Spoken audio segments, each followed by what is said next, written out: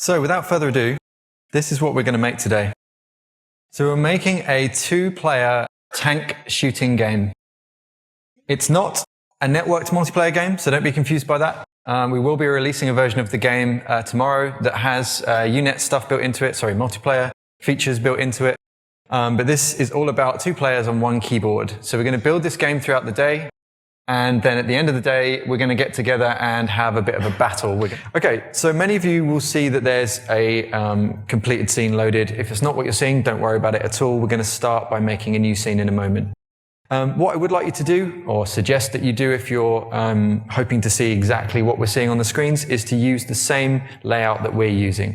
So what I'm going to get you guys to do is to click on the layout drop down in the top right and choose 2 by 3. Then what I'm going to do is to grab my project panel and drag and drop that by grabbing the tab at the top and drop it below the hierarchy. So we're looking at a layout that's something like this. So if you're unfamiliar with Unity, then you can drag these windows around, you can reorder them, you can dock tabs. But hopefully everybody's familiar with that, having watched the beginner tutorials that we sent you via email.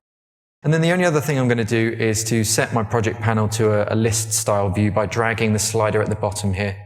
If you drag it all the way to the left, you will get a list view. Okay, so that's our editor set up. By the way, if I'm going too fast, just shout at me, I'll slow down.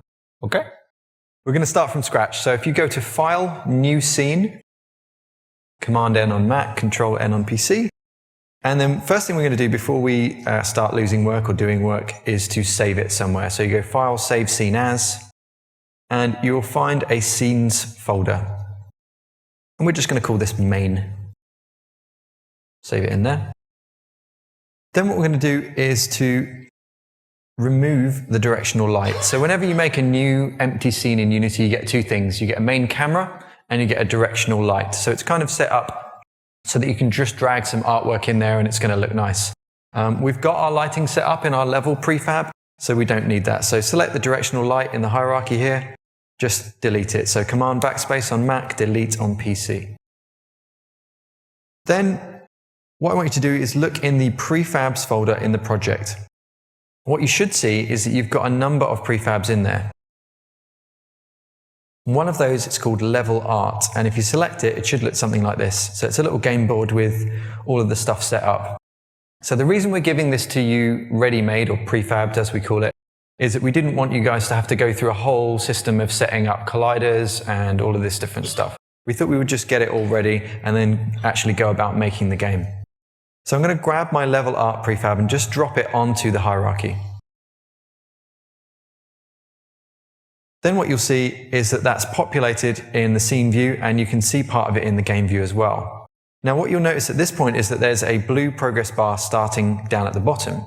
So we want to change some settings for that. What that's doing is telling us about lighting, and it's starting to create a lighting bake. So I want you to go to Window and Lighting. If you drop the Level Art prefab into the scene, that will instantiate it as well, but it won't position it at the origin. So if you've done that, don't worry about it. Just put it back at the origin by changing the position to 0, 0, 0. Yeah, so just to reiterate, the Level Art should be at 0, 0, 0 if you've dragged it into the hierarchy. If you randomly dropped it into the scene view, it might be at a slightly different position. Just set those all back to 0 in the transform component here. Transform, position, 0, 0, 0. Okay, so the lighting panel. First thing to do is to uncheck Auto at the bottom of the lighting panel.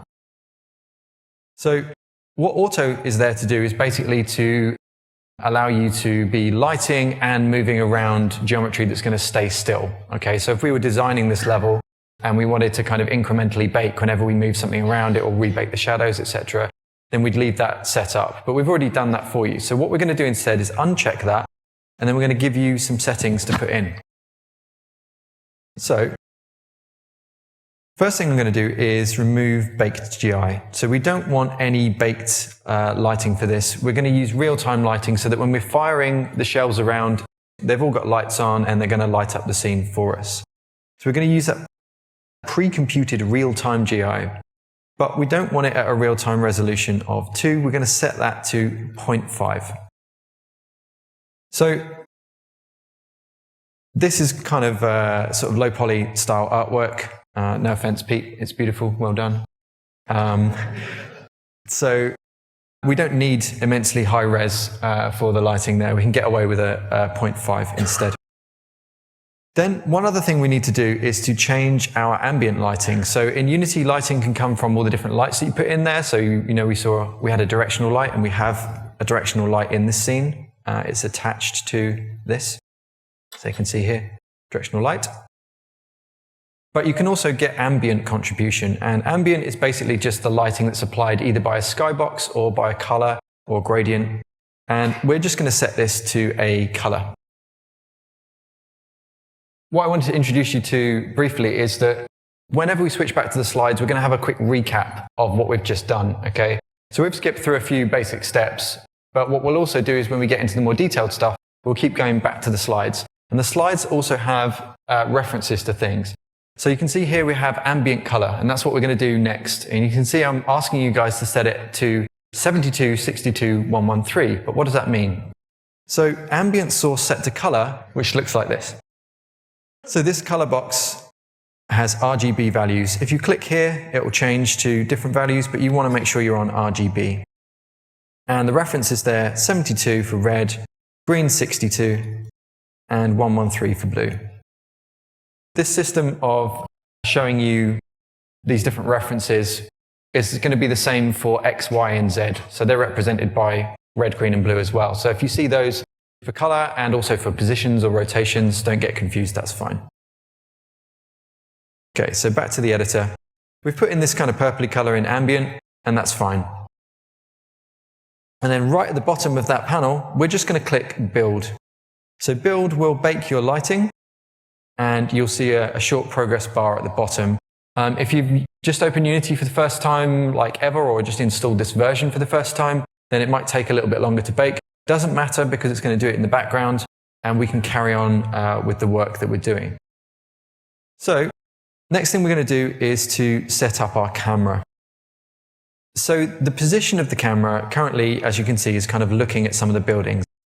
It's embedded down here.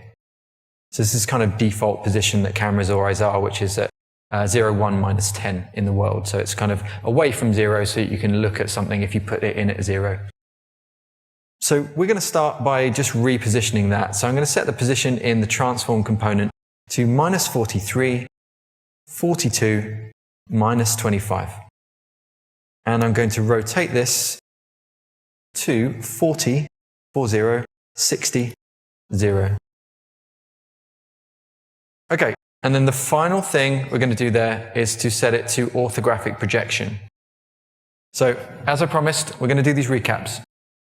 So in the inspector panel, we're setting the position of the camera to minus 43, 42, minus 25. Change the rotation to 40, 60, and 0. Finally, we're changing the projection to orthographic, and we're going to talk a little bit about what that means. Okay, so what you'll notice is that when we've changed projection from perspective to orthographic, you now get this strange-looking flattened view. And we're going to talk a lot more about that in the specific section on cameras later on. But just to briefly explain, the difference between projection and orthographic is that there's no change in scale over distance. And we've got some diagrams that explain that a bit better. But what you'll need to know going in is that size is what changes effectively the zoom.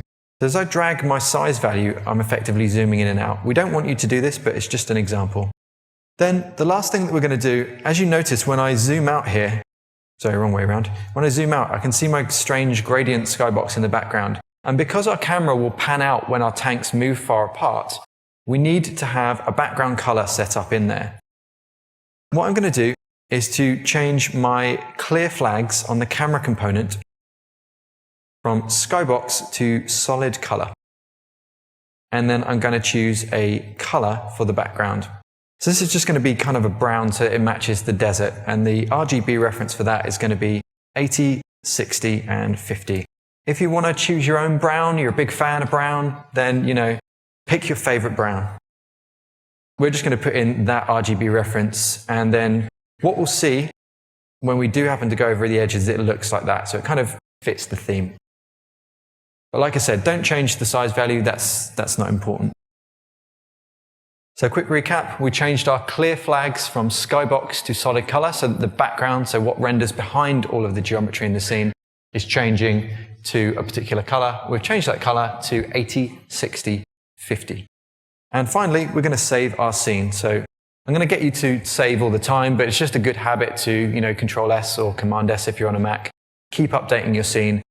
So the next thing we're going to go and do is to create our tank and its control. So as with the level art, we've created, the artwork for you. This time we're not going to give it to you prefabbed. We're going to start with the model and build up all the components that you need.